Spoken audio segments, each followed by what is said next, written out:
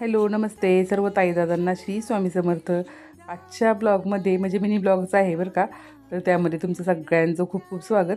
तर चला म्हणलं नवीन वर्षाच्या तुम्हाला शुभेच्छा द्याव्यात.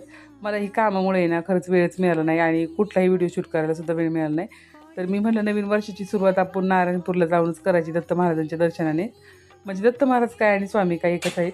तर म्हटलं चला देवाच्या दर्शनानेच आपण वर्षाला सुरुवात करायची. तर मी पटपट सकाळी लवकर उठल्यानंतर आहे ना परीचा डबा वगैरे करून दिला पहिला. कसं क्लासमुळे लवकर तिला जावं लागतं, तर तिचा डबा करून दिला. आणि आज मला शूट करायलाच कोण नव्हतं घरी.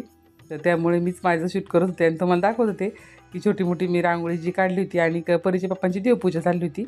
आम्हाला जायचं होतं नारायणपूरला. त्यामुळे म्हणलं चला आता देवपूजा कशी झाली नक्की कमेंटमध्ये सांगा आणि स्वामींनी तुमच्या सर्व इच्छा पूर्ण कराव्यात. तर मग परीच्या पप्पांची देवपूजा झाल्यानंतर मी रांगोळी मीच काढत असते.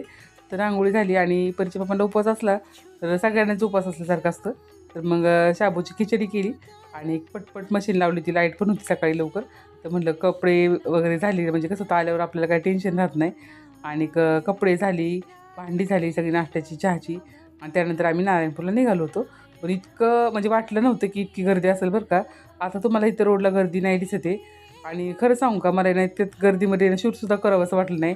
का तर बऱ्याच अंतरावर आम्ही गाडी लांब लावून आम्ही चाललेलो होतो. आणि हे वर जी पाहिलं तुम्ही आता तर पुरंदर किल्ला आहे वरचा. आणि इथं एक म्हणजे नारायण धाम म्हणून आहे.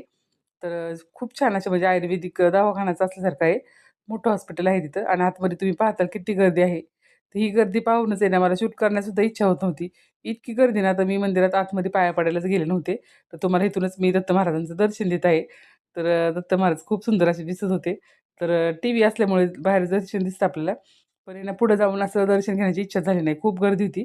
तर आम्ही लांबच थांबलो, थोड्या वेळ बसलो आणि मग इथं जे होम हवन केलं जातं, तर तिथं सुद्धा सगळेजण फुलं वगैरे वाहतात आणि आशीर्वाद घेत असतात. तर खूप सारी गर्दी झालेली आहे आणि तुम्ही सुद्धा अशी नवीन वर्षाची सुरुवात केली का? नक्की सांगा. आणि केली नसेल तर अजूनही 1-2 दिवस आहेत आपल्याकडे, तसं काही नसतं. तर गुढीपाडव्यापर्यंत आपलं नवीन वर्ष चालू होतं आणि त्यानंतर आम्ही लगेच निघालो होतो. आणि यायला आहे ना मी आईकडे पण गेले होते, आईच्या घरी. पण तिथलं काही शूटसुद्धा घ्यायला मिळालं नाही. फक्त चहा घेतला आणि पटकन निघालो. आणि येताना बघा जे तुम्हाला मी त्रिमंदिराचा व्हिडिओ केलेला आहे आपल्या चॅनलवरती, तर तुम्ही नक्की सगळ्यांनी पहा. आणि खूप सुंदर असं इतकं मस्त मंदिर दिसत होतं ना, तर असं इच्छा होत होती की तिथं पण जावं. पण कसं होतं वेळेअभावी आणि मुलं घरीच होती त्यामुळे ना पटकन गेले. पण तुम्ही आहे ना हा ब्लॉग नक्की पहा.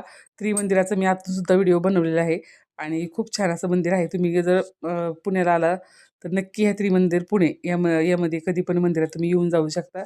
खूप सुंदर असं मंदिर आहे. आणि येताना सुद्धा खरंच असं इच्छा होत होती लाईटिंग पाहिल्यानंतर जायची. तर मग घरी आल्या